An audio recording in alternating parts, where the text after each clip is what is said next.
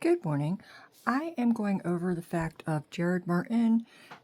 He was incarcerated during COVID, and there were a lot of things that they did that was extremely wrong, and I would like to get it out to the world. I will go through it. I've written up paperwork so I can kind of go through it, and then I'm going to show you the rest of the paperwork that I have for this case. And be honest with you, this person has not been able to find a lawyer. We've been looking for over 4 years for a lawyer. Since he's gotten out, nobody will touch this case. They're afraid of the state of Connecticut. They won't go up against them.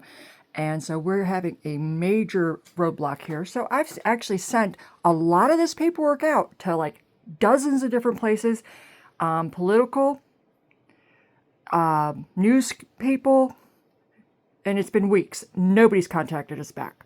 So I've decided to take it a step further and actually put it out online.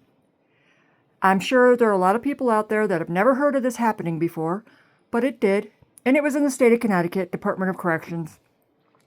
Okay, he, in July 17, 2019, was incarcerated.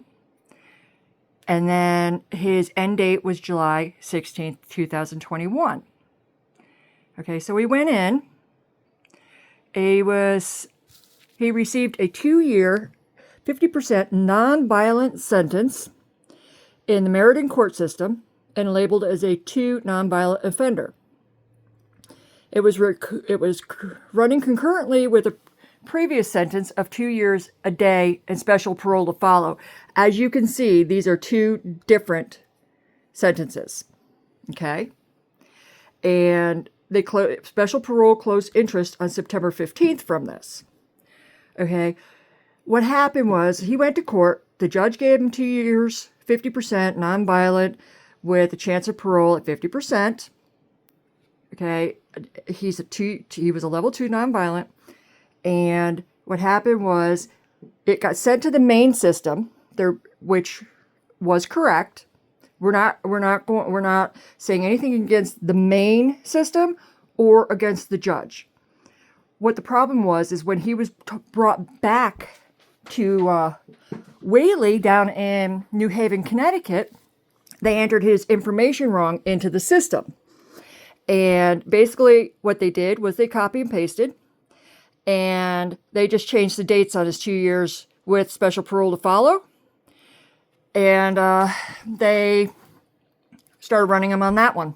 So basically, they reran him on a sentence he already completed with no possibility of any parole, no nothing. And now I'm going to get into this to tell you exactly what happened. They actually tried to transfer him to for assessment, which you never get transferred for assessment unless you're 2 years and a day. You have to be over 2 years to be transferred for assessment. He got that straightened out. Nobody corrected his paperwork in the system. Then, when they transferred him, he was actually in 5 different prisons in a 2-year time frame. He went from Whaley to Walker, and they didn't want him there, so they fabricated some stuff and did a piss test, and he couldn't comply because he just walked out of the bathroom, so they sent him off to let's see, where else?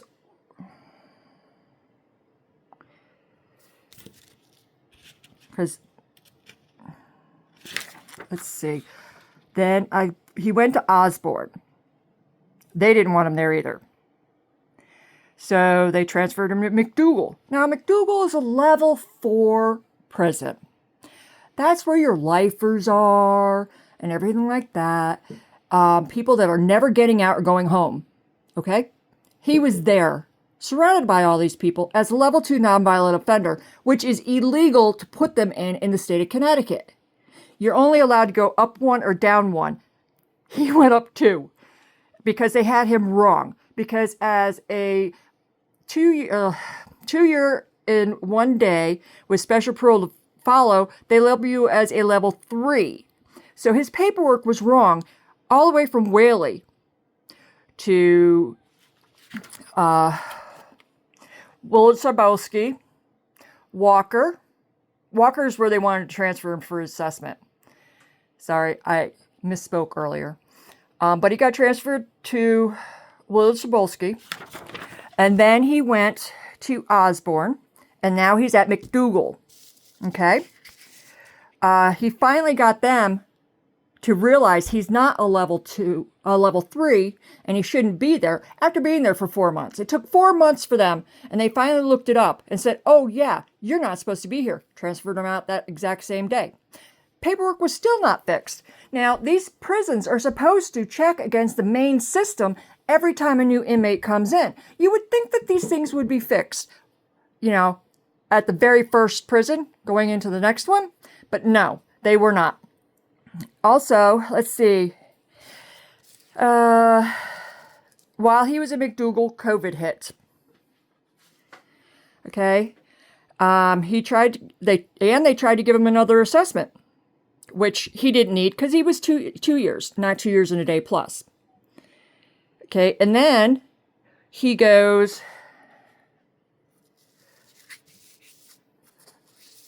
to, sorry, it's taking me a little bit. I'm trying to catch up to myself on the paperwork.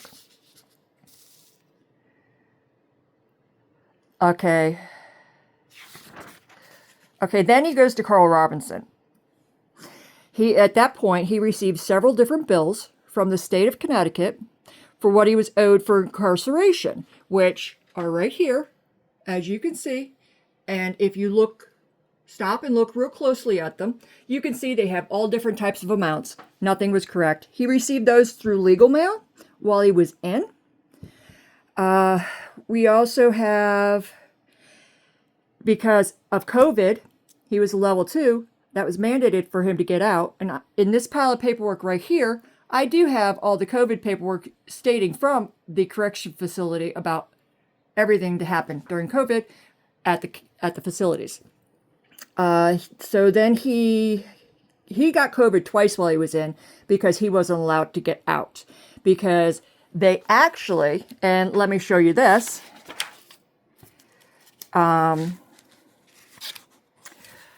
When he got denied for his 50% mark, it was due to the fact that they said he was going to special parole on 7/16/2021.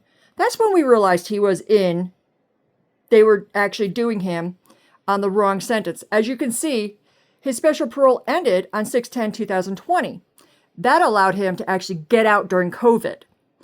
But because they had him running on the wrong one in the system at the prisons, he was unable to do that. And of course, you can see, and a lot of this thing is incorrect. You can't, none of this stuff should have worked for him not to get out for their community release denial reasons. That's bullshit. Okay, so we are now up to the point of he's been in there for a year during COVID, and he wasn't given the opportunity to get out. So now he was in prison for the next year. During the height of COVID, he got COVID twice. He then, when he, it was time for him to get out, it's about 3 weeks before July 16th, 2021 now. Okay? He was supposed to get out. Their counselor calls him in and asks him which halfway house he wants to go to. He's like, because he's going to special parole. He's like, I'm not going to special parole. That's not my sentence. So I actually had to call over the main facility. They made me call over and talk to an individual at Carl Robinson. And they had to call over to the main facility and get it straightened out so I could actually get him out after his 2 years. Okay? When he got out and came home, he ended up 3 days after he got out. He overdosed and ended up in a coma for 10 days and in the hospital for 21. Okay? He also, he didn't want to live. He figured they were trying to kill him. Why keep living? You know? They really messed him up in the brain because of all this that they did. Now, it's been 4 years now since the coma. He still has mental problems. He still has physical problems. And we still can't get a lawyer. So I'm coming out online with this. Let's see, where else? What else? Oh, we also have copies of things that he sent to his counselors. After we figured out what was going on, he just decided to start playing their games with them. You know, he did not do anything wrong while he was in there. He couldn't. I tried to get him out for compassionate release. They denied him on that. I called the governor. I tried calling, let's see, Gavin Galligan, and what's the other one guy's name? I want to be correct on this.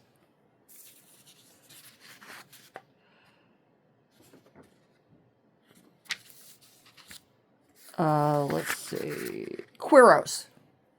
Quiros was the other person. I contacted both of them.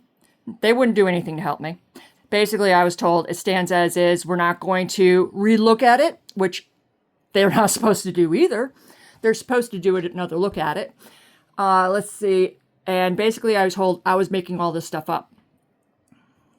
And then I went to the governor of Connecticut. He called, I hear back from them, and they say that, well, we looked into it, made a phone call, and that they said everything was fine and nothing was wrong and going on, and that they were right, everything sits. So that's what I got back from the governor. So we want to go after the governor, we want to go after Quiros, we want to go after Galligan, and all 5 prisons for what they did to him.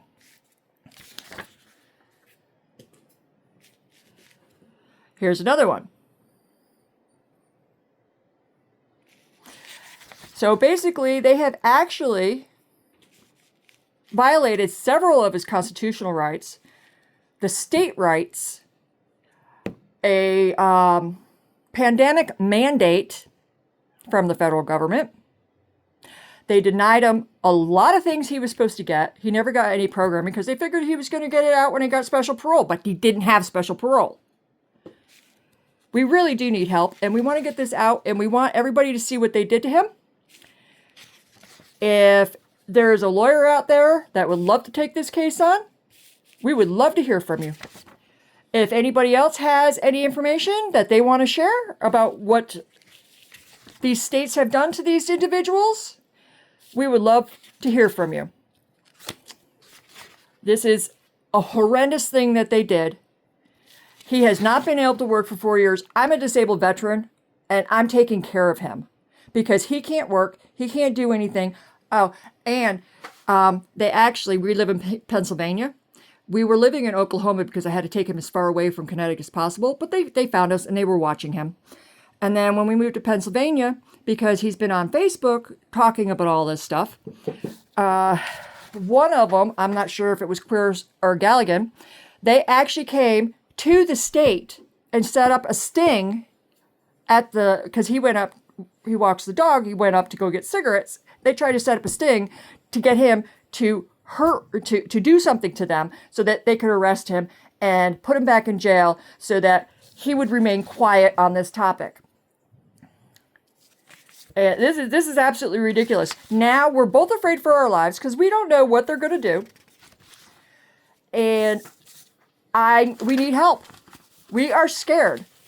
They're watching us. They're listening to us. They're trying to get him back in jail any ways possible, for any means possible. And we just really need help. So if there's anybody out there, please contact us and help us. We would really appreciate your help. I would love to hear from you because this is ridiculous. This is completely unethical. They're now harassing us. They are trying to drive him insane. They're trying to rearrest him. We need help. Please help us.